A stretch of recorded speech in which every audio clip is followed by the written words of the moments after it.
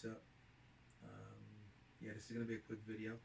Wanted to cover a topic that I really felt would be good.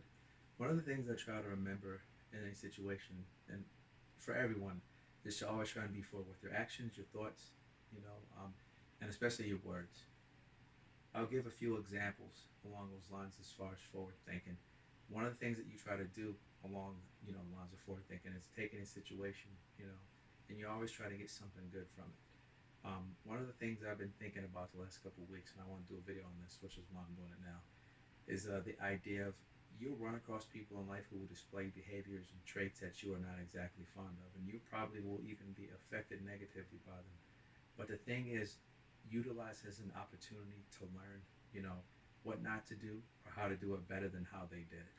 I'm just going to give three quick examples as far as my own life experiences. The first is my third grade teacher. I'm not going to share her name, but I remember she, she would do things like she would call you to the front of the class and she would grab your wrist like this and she would become visibly agitated if she asked you a question and you couldn't answer the question.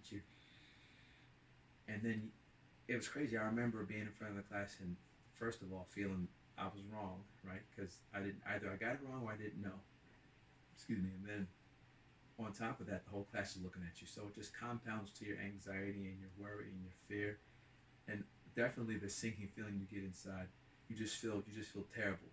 So, but what I learned from that, is that whenever I'm teaching someone something, you have the utmost patience, the utmost understanding. You work with them, you meet them on their level. You try to understand the what and the why and the how in order to properly and correctly and clearly convey what you're trying, to teach that person. The second is a parent that I'm aware of, who would scold children and who would speak down the children, and hurt children's feelings and things of that sort. And as a kid, me seeing them, talk to their children that way you know, and even other kids and things of that sort, what it did was I looked at that and I was like, when I become a parent, I'll never do that to my children. So that person actually gave me something positive in that they taught me how to be a better parent.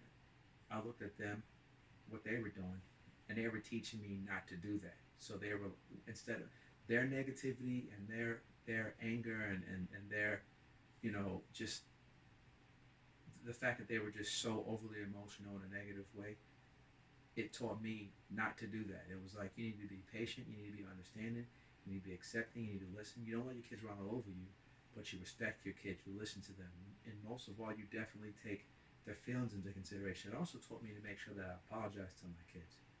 You know, my kids are almost 14, and my son is 22 now, so they're older. My son's grown, my daughter's a young teenager, but even still, I maintain that practice, but it started when they were small children.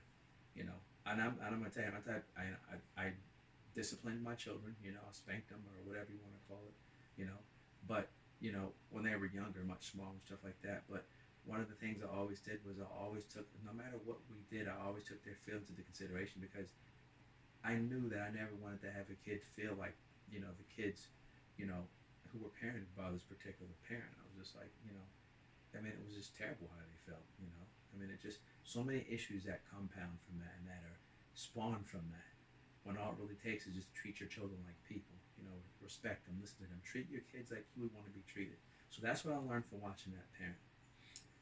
The third example is, one of the things I talk about a lot, which is violence, right? I knew a lot of guys when I was a kid who were violent. I knew this one kid, he used to get in fights all the time, and I mean, it was the way that he wanted to solve everything was with violence. I understood some of that because I was pretty violent when I was a kid too, but not like this kid was. The thing I learned from watching him though was that even though sometimes you have no other choice of violence, it should never be the first option. So I learned from him because of how, I mean, things just never went right for him as a result of him always feeling like he should be consistently violent. So I was like, okay, well, he's telling me make sure this is your last option. So based upon that, I opted to try and be a lot more peaceful, understanding, accepting, you know, to listen to others, and to work to cultivate understanding and eliminate misunderstanding, and to utilize that again, to have a more forward way of doing things, thinking, being, speaking, you know, and of course treating how I treated others. So anyway, that's it. I just wanted to share those three examples, and I would encourage you all to do the same. If you have someone in your life that's being negative, don't internalize that and take it. Utilize that as an opportunity to learn what you can do better than how they're doing it. Because we all have things that affect us and bother us, and we don't, and it's just, it's such a broad spectrum. And it's not about any one person or one parent or anything like that. It's just we all have things with us, but and the quest for us to grow, learn, change, and become better. We have to identify these things and try and figure out, just how to utilize them, and even how to flip a negative into a positive and take a situation that could have been a detriment and make it into a strength. So anyway, I hope this reaches someone well, and that someone can glean some good from this. And I would imagine that whoever does listen to it can. There's got to be something you can get good from it. And for me, it's a reminder. All this is a reminder for me because I'm not perfect. So, but thanks for tuning in. Check us out on YouTube, man. We're on there. The Grown Man Cipher. We got short videos, long videos, clips, all that. Go, get at us, man. We're trying to build our following, and we got a lot that we're trying to give y'all, man. So, hope everything's good and you enjoy your Saturday. All right, peace.